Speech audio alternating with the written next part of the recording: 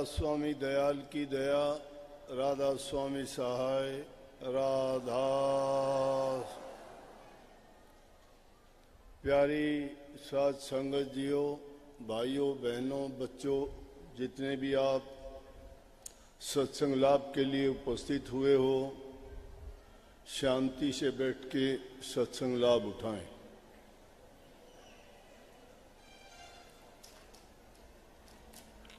शब्द वाणी सत्संगों में आप सुनते हो, ज्यादातर महापुरुषों की वाणी होनी चाहिए।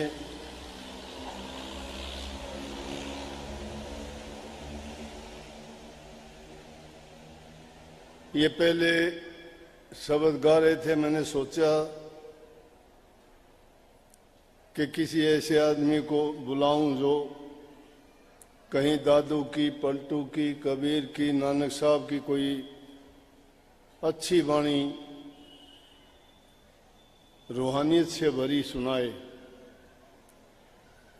लेकिन ऐसी बात होगी, पुराने जमाने की बात है, एक परिवार था, सारे अनपढ़ थे, उनमें कोई 20 से ज्यादा गिनती नहीं जानता था। लड़के की शादी हुई, घर में नया सदस्य बहू आ गई, तो एक ऐसा अवसर आया कि गिनती करने की जरूरत पड़ी। तो कहने लगे, भाई हम तो 20 से ज्यादा जानते नहीं हैं, बहू को बुला लो, वो गिन देगी। जब बहू को गिनती के लिए बुलाया गया तो कहने लगे, बहू तू गिन, हम तो इससे ज्यादा गिन नहीं सकते, हमें ज्यादा गिनती आती नहीं है।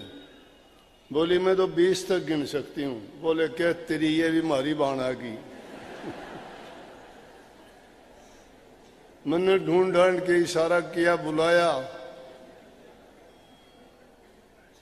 वो भी इनमें आके रेल मिला दी। वाणी अच्छी है,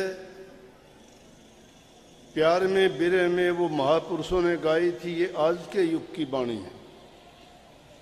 मैं दिल तोड़ने वाली बात नहीं हुआ, ये तो मैंने आपको हंसाने के लिए कह दी। कोई भी दो बात भी अगर लिखी जाती हैं, उसमें प्रेम होता है, विरह होता है, लगन होती है, तड़फ होती है। यूं कोई मुंह बाणे से राग नहीं आ जाता, और शब्दों में राग की जरूरत नहीं होती। राग तो वही मन की खुराक है, कानों की खुराक है, लेकिन वाणी रूह की खुराक होनी चाहिए, उनमें रूहानियत झलकनी चाहिए, जिसमें तप की, त्याग की, साधना की, अभ्यास की बात होनी चाहिए। लेकिन संतों ने इसको शिक्षा के रूप में दोनों तरफ से बता दिया। उन्होंने कहा कि आली पतंग मृग मीन गज जड़त एक ही आंच, तुलसी वो कैसे बचे जिसके लागे पांच। पांच का खेल, पांच का झगड़ा बहुत भारी है दुनिया में, और उन पांचों से ही हमें बच जाना है। वो पांच भारी विकार हैं जो इंसान को पूरे जीवन परमात्मा से दूर ले जाते हैं, भक्ति से दूर ले जाते हैं, नेक कर्मों से हटा देते हैं, पाप कर्मों में फंसा के उसको नरकगामी बना देते हैं। बड़े जोर शोर से उनके राग अल्पाए जाते हैं कि काम से बचो, क्रोध से बचो, लोभ से बचो, मोह से बचो, अहंकार से बचो। इनको पांच मुख्य करके दुश्मन माना गया है। इन्हीं दुश्मनों के कारण, क्यों इनको दुश्मन माना, कि ये आदमी को भटकाते ही भटकाते हैं। अगर इनसे जो बच जाता है तो समझो कि वो भक्ति के रास्ते पे आसानी से आगे बढ़ सकता है। जब तुम दर्शन करने के लिए, चाहे आप मंदिर में जाते हो या चाहे गुरु के पास जाते हो या तुम्हारा और कोई आराध्य है उसके दर्शन करने के लिए जाते हो, तो यही पांचों चीज बहुत राक्षस बन के आपका रास्ता रोक लेते हैं। रास्ता रोकने का मतलब कोई रूप धार के नहीं, वो तो पहले से ही हमें उस रास्ते से भटका के अपने रास्ते पे ले जाते हैं। कोई काम में फंस के, कोई क्रोध में फंस के, कोई लोभ में फंस के, कोई लालच में फंस के, कोई अहंकार के बस। ये काम इतना बुरी चीज है कि एक काम का मतलब हमारे जितने भी दुनियादारी के कार्य हैं सभी आगे उसमें। उन कामों के कारण लालची बन जाते हैं, काम के कारण ही क्रोधी बन जाते हैं, काम के कारण ही अहंकारी बन जाते हैं। काम कामना है, काम में कामनाएं हैं, कामना पूरी नहीं होती वो इंसान क्रोधी हो जाएगा। उस कामना को पूरी करने के लिए वो लालच करेगा, लोभी बनेगा, झूठा बनेगा, कपट करेगा, सही काम करने के लिए भूल जाएगा वो। लेकिन उसकी नीयत खोटी और खराब जब हो जाती है, उसे काम में अंधा हो जाता है, तो दूसरी चीज उसको दिखाई नहीं देती और ऐसा विकार में गिरता है कि अपने सर्वनाश कर लेता है। बड़े बड़ों की ऐसी कहानी है, बहुत हैं। ऋषि और मुनि भी उस काम से नहीं बच पाए। जब उस काम का वो बाज रूपी जब झपट्टा इस इंसान रूपी पक्षी को लगता है तो जिंदा नहीं छोड़ता, मार देता है। बड़े बड़े राजे महाराजाओं को, बड़े बड़े योद्धे बलवानों को, बड़े बड़े बुद्धिमान वैज्ञानिकों को, बड़े बड़े साधकों को किसने गिराया? काम ने गिरा दिया। विश्वामित्र जी का नाम लिया जा सकता है, नारद मुनि जी का नाम लिया जा सकता है, रावण महाबली का नाम लिया जा सकता है, और कितने ऐसे हैं, कितनों के नाम लेंगे कि इतिहास को खोजोगे तो अनगिनत ऐसे हैं जो काम वासना के बस होके उन्होंने अपना सर्वस्व नाश कर लिया। और दूसरा क्रोध है, क्रोध भी इंसान को उसी तरह से बर्बाद करता है। छोटी मोटी बात पे हम बिना समझे, बिना धैर्य रखे संतों के पास जाते हैं। वो क्यों कहते हैं कि भाई शांति रखो, धैर्य रखो, इंतजार करना चाहिए, सहन करना चाहिए। घड़ी आती है, बुरी आती है, भली आती है, लेकिन वो घड़ी चली जाती है, रुकती नहीं है। उस घड़ी में अगर तुम थोड़ा भी धैर्य रखोगे, उस समय पलट जाएगा, जगह बदल जाएगी, हालात बदल जाएंगे और उस बुराई से भी बच जाओगे। लेकिन जब हम धैर्य नहीं रखते, अपना आपा खो देते हैं, संयम नहीं रखते, तो ऐसे हालात पैदा करते हैं जिससे हमें बहुत बड़ा नुकसान उठाना पड़ता है। एक समय की बात, क्रोध की बात, अनेकों बार ऐसा देखा है कि जितने भी वंश खत्म हुए, जितने राज खत्म हुए, वो सब के सब क्रोध के बस उनके नाश हुए। अगर क्रोध नहीं करते, वो अगर सोचते, विचार करते कि दुनियादारी में ये चीजें कोई साथ लेके नहीं जाता, यहीं पे रह जानी है, चंद रोज के लिए हम क्यों उनको अपना मान के, दूसरे का मान के, उन पर अपना हक जता के क्या करते हैं? आखिर छोड़ के ही तो जाना पड़ता है, कोई साथ है जाता ही नहीं। वही चार आदमी उसकी एक बना के पिंजरी पे लेटा के ले जाते हैं, शमशान घाट में जगह होती है, ये मिट्टी का पुतला है क्या ये? फरीद साहब ने कहीं देखा, उसने एक इंसान की मृत्यु हो गई, उसको मिट्टी में दबाने के लिए कब्र में ले जा रहे थे, वहां रख दिया। फरीद साहब देख के हैरान हो गए, क्योंकि जैसी जिसकी भावना, विचार और ख्याल होता है ना, वो इंसान उसी चीज के बारे में हमेशा उसकी सोच रहती है। कामी का गुरु कामनी, लोभी का गुरु दाम, भक्तन के गुरु संत, संतन के गुरु राम। कामी आदमी हमेशा कामनी के बारे में सोचता रहता है, काम वासना के बारे में सोचता है। लोभी इंसान हमेशा अपने लाभ के लिए, पैसे के लिए, धन के लिए, जोड़ने के लिए इन बातों में फंसा रहता है। भक्त लोग गुरु के बारे में सोचते रहते हैं और संत परमात्मा के बारे में ही सोचते रहते हैं। उनकी वृत्ति वहीं लगी होती है।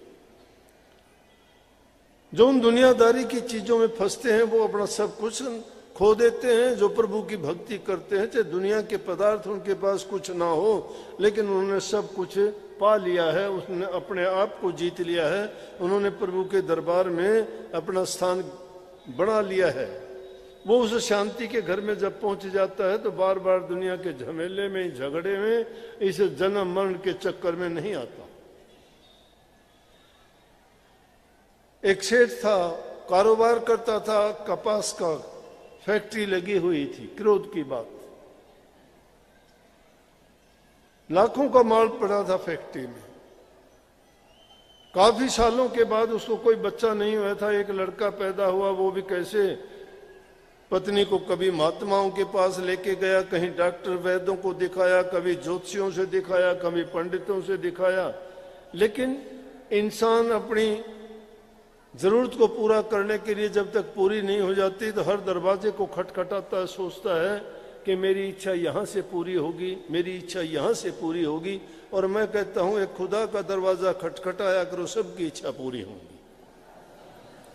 जन जन के दरवाजे खटखटाने से नहीं, उसका दरवाजा खटखटाओ जो सब चीजों का मालिक है, वो आपको मालूमाल कर देगा, देरी नहीं लगेगी।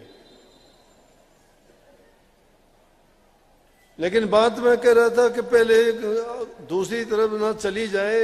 जब फरीद साहब ने उसको देखा मुर्दे को दबाने लग रहे थे तो विचार करते हुए कहता है कि देख फरीदा मिट्टी खुली, मिट्टी खुली, जमीन को खोद रखा है। अपने आप से कहता है देख फरीदा मिट्टी खुली, मिट्टी उत्ते मिट्टी डुल्ली। ये इंसान भी मिट्टी है, मरने के बाद सब मिट्टी है, हम मिट्टी में ही मिल जाना है। कहता है कि देखो मिट्टी तो है ये, इसको मिट्टी में ही मिलना है। और अजरज की बात है, मिट्टी खोदी गई है, मिट्टी में डाल रहे हैं, ऊपर भी मिट्टी डालेंगे। क्या हुआ तो हम कौन हैं? मिट्टी। बोले कि देख फरीदा मिट्टी खुली, मिट्टी उते मिट्टी डोली, मिट्टी हंसे मिट्टी रोवे, अंत मिट्टी दा मिट्टी होवे। क्यों करता बंदा मेरा मेरी, 3.5 हाथ जमीन बतेरी, ना कुछ तेरा ना कुछ मेरा, ये जगजोगी वाला डेरा। कुछ नहीं है। जोगी वाला डेरा क्यों है? जोगी का कैसा महल है, आज यहाँ है तो कल वहां है, आज यहाँ गया कल वहां गया। ये जीव भटकता फिरता है। तो इसे मिट्टी के मूर्ति के लिए हम क्या क्या नहीं कर जाते, कितने कितने पाप नहीं करते, जीवन को बर्बाद करते हैं। जीवन तो कितने, इससे पहले बाणी गाई थी कि नर तेरा चोला रतन अमोला व्यर्था खोवे मत ना, सुन रहा था मैं। कितनी कमाल की बात है। कितने देह मिली थी नर की, तना भक्ति करी नहीं हर की। जो ये देह मिली थी भक्ति करने के लिए मिली थी, लेकिन वो तू नहीं करता। इंसान का शरीर इसलिए नहीं मिला कि ये एल फैल करके इस जीवन को, इस हीरे और जवाहरात रूपी सांसों को बर्बाद कर दो। और सांसों की बर्बादी भी इन्हीं चीजों के कारण ज्यादा होती है। अगर तुम सांसों की क्रिया पर कंट्रोल करना सीख जाओ तो तुम्हारी उम्र भी बढ़ जाती है, रोग भी कम हो जाते हैं, शरीर भी स्वस्थ रहता है और उससे दिमाग, ख्याल, विचार सभी पवित्र होते हैं। महापुरुषों ने कही है कि ये सांस चलते हुए 12 आते हैं तो भागते हुए 18 आते हैं, और जब सोते हो गए नींद में 30 आते हैं। अगर मैथुन करते हो, कोई गहरा काम करते हो, कोई और ऐसी क्रिया करते हो, उसमें 30 सांस घटते हैं। तो सांसों की तो एक हमारे जो जितनी हमें मिली हुई है अवधि, वो हम खत्म करते जाते हैं, उस खजाने को खाली कर देते हैं ऊटपटांग कामों में। उसको कहा कि बैठत 12 चलत 18 सोवत पूरे 30, मैथुन करते 64 घटे कैसे भजो जगदीशा। इसलिए इंसान को चरित्रवान बनना चाहिए। जो इंसान चरित्रवान नहीं है, जो ब्रह्मचर्य का पालन नहीं करता है, ब्रह्मचर्य भी दोनों तरह का, मानसिक भी शारीरिक भी। मान लिया शारीरिक ब्रह्मचर्य की तुम दुहाई दे दोगे कि हम शारीरिक ब्रह्मचर्य कर रखा है, हम नहीं काम में पड़ते नहीं ऐसी, लेकिन जब तक तुम्हारी वासना काम में है तुम्हारा ब्रह्मचर्य पूर्ण नहीं है। जो विचारों से ब्रह्मचर्य का पालन नहीं करता वो भी ऐसा ही है। विचारों का भी ब्रह्मचर्य का पालन करना बहुत आवश्यक है। मानसिक विचार उसके बिल्कुल उससे भिन्न होने चाहिए। जब मानसिकता तुम्हारी सही होगी फिर शरीर का ब्रह्मचर्य करोगे, वो तुम्हारे लिए बहुत ही गुणदायक, लाभदायक और फायदेमंद रहेगा। तो मैंने उस सेठ की बात बताई, बहुत धनवान था, काफी जगह घूमने फिरने के मालिक की कृपा हुई। मालिक के दरबार में कमी नहीं है। सच्चे दिल से जो पुकार करता है वो सबके दुख दर्द पीड़ा को समझता है, लेकिन हमें उनके पुकार करने की, प्रार्थना करने की, विनती करने की, उनसे मांगने की लज्जत तो नहीं है, तरीका तो नहीं आता। उनके सामने रोते ही तो नहीं है। उनके सामने भी झूठ और कपट से ही कहते हैं परमात्मा सुनना मेरी, दिल में कुछ और होता है, करते कुछ और हो। अगर सच्ची पुकार करो वो सुनता नहीं है। अरे तुम्हारी इंसान भी सुन लेता है, पशु पक्षी भी तुम्हारी बात को सुनते हैं, बोलते हो तो, लेकिन जो सारी सृष्टि का रचयिता है, सबको संभालता है, सबकी सब जरूरतें पूरी करता है, क्या उसको दिल से पुकारोगे तुम्हारी पुकार नहीं सुनता? क्या सुनी गई उसकी पुकार? रोजाना ऐसे ऐसे काम करते हुए देखिए प्रभु की कृपा हुई, उनको एक लड़का हुआ। लड़का जब इतनी मेहनत के बाद कोई चीज मिलती है तो बहुत अच्छी लगती है। इंसान रात दिन उसी के बारे में सोचता रहता है, सब कुछ उसके लिए लुटा देता है। अपने जीवन में जो अर्जित करता है सोचता है सब इसी का है, मैं इसके लिए क्या नहीं कर दूं। सब कुछ उसी के लिए करता था, कमाता था, बड़ा अच्छा कारोबार चलता था, सब बड़ा प्यार करते थे, नौकर छोड़े हुए थे, वो खाने पीने का, ओढ़ने पहनने का, खेलने कूदने का, सब प्रकार की उसके लिए बंदोबस्त थे। कभी वो घर जाता तो कभी फैक्ट्री में सेठ के साथ आके वहां खेलता। सेठ बड़ा खुश होता उसको खेलते हुए देख के। लेकिन इस जिंदगी में पता नहीं इंसान किस किस का कर्जवान है, किस प्रकार से वो कर्जा चुकाना पड़ता है। ये तो दाता का, विधाता का विधान है कि उस विधान के अनुसार सारे कार्य होते हैं। लेकिन इंसान की लापरवाही भी कई बार बहुत गलत करवा देती है। क्या हुआ कि लड़का फैक्ट्री में आ गया, वहां खेलने लग गया। सेठ कहीं देखने के लिए गया कि मशीनें ठीक काम कर रही हैं, नौकर ठीक काम कर रहे हैं कि नहीं, मैं देख के आता हूं। बच्चा खेल रहा था, खेलते खेलते माचिस पड़ी हुई थी, उसने माचिस की तिल्ली जलाई। अब फैक्ट्री किसकी? रुई की थी, कपास की। कपास तो बारूद जैसी होती है, उसने जो ही वो जलाई वो उसमें लग गई आग। सेठ ने देखा, धू धू करके सब जलने लगी, लाखों करोड़ों का माल था। क्रोध आया। ये क्रोध बहुत बड़ा दुश्मन, ये दूसरा दुश्मन का बता रहा हूं। इतना क्रोध आया उसको कि गुस्से में आके उसने वहां बट्टे रखे हुए थे, एक बट्टा दे मारा बच्चे को। बच्चा सिर में लग गया, लगते ही वो गुजर गया। बच्चा गुजर गया। नौकर था, जाके घर सेठानी को बता दिया कि सेठानी फैक्ट्री में आग लग गई। बोली बहुत बुरा हुआ। बोली फिर कहने लगा कैसे लगी? कि बच्चे ने इस तरह तिल्ली जलाई थी और वो रुई में गिर गई। सेठ ने बच्चे को मारा, बच्चा गुजर गया। सेठानी ने जब सुना तो उसके तो बहुत ज्यादा मोह था अपने बच्चे में, उसने फांसी ले ली वहीं पे। नौकर ने आगे बताया सेठ घर चलो, सेठानी ने तो फांसी ले ली। जब उसने फांसी की सुनी तो उसने भी अपना काम कर दिया पूरा। एक क्रोध के कारण पूरा परिवार बर्बाद हो गया। क्या कुछ बनाया था, क्या सोचा था किस लिए कर रहे थे, लेकिन मिनटों में ही एक छोटी सी चीज के कारण, एक क्रोध के कारण बर्बाद हो गया। अगर वो सोच लेता कि जो होना था हो गया, अब उस चीज के बारे में संयम रखता, धैर्य रखता, तो ऐसा नहीं होता। अब इस चीज के लिए प्रभु को दोष देना गलत है कि प्रभु ने मेरी रक्षा नहीं की,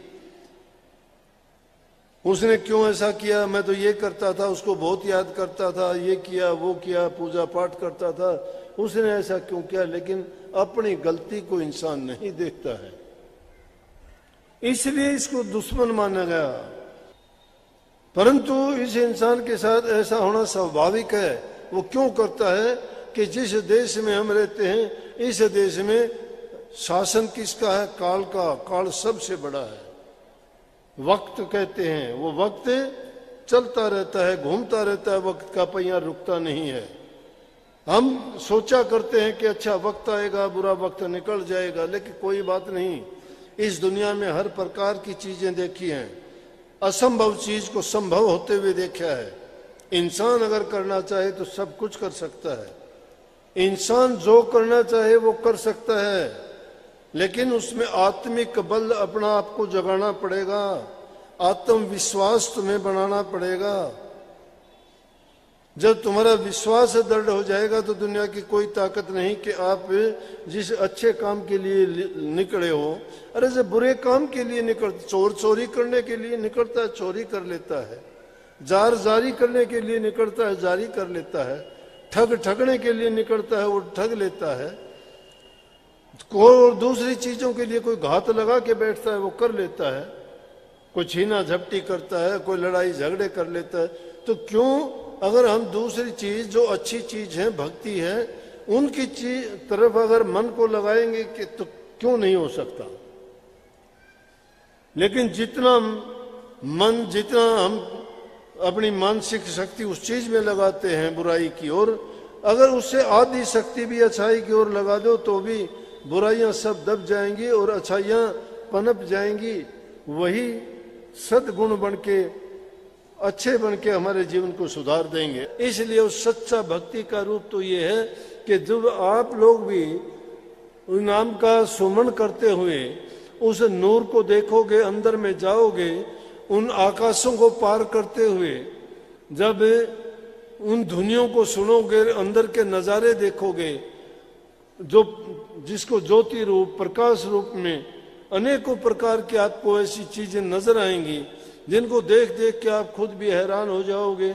लेकिन वो चीजें इस संसार में विशाल और विराट रूप में बनाई गई हैं और वही इंसान के शरीर में सूक्ष्म रूप में बनाई गई हैं।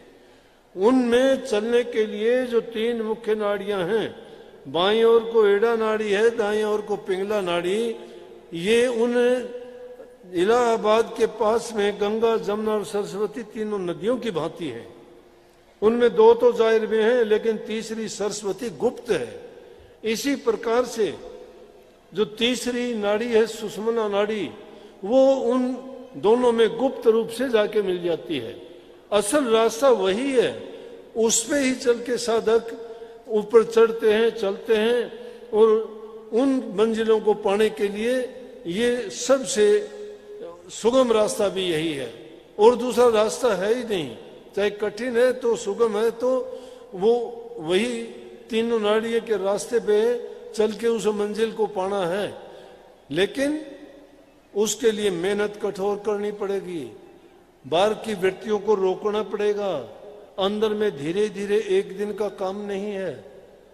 अभ्यास करते करते करते करते जब जाओगे, बहुत टाइम लग सकता है। जिनके पवित्र विचार हैं, पीछे की अच्छी करनी है, पिछले जन्मों में नेक कर्म करके आए हैं, या भक्ति के रास्ते पे चलते हुए उनके रास्ते में कोई बाधा आने के कारण दोबारा इंसान का चोला मिला है, तो उनको बहुत जल्दी भी ऐसे अनुभव हो सकते हैं। इसलिए नेक काम करो और उसके साथ साथ गुरु के बताए मार्ग पर चलो। गुरु आपसे यही चाहता है कि नाम का सुमन करो, अभ्यास रोजाना किया करो। धीरे धीरे करते जाओगे, तुम्हारा मोक्ष द्वार खुल जाएगा और तुम्हारा जीवन का लक्ष्य पूरा होगा। सबको बहुत बहुत आशीर्वाद। राधा।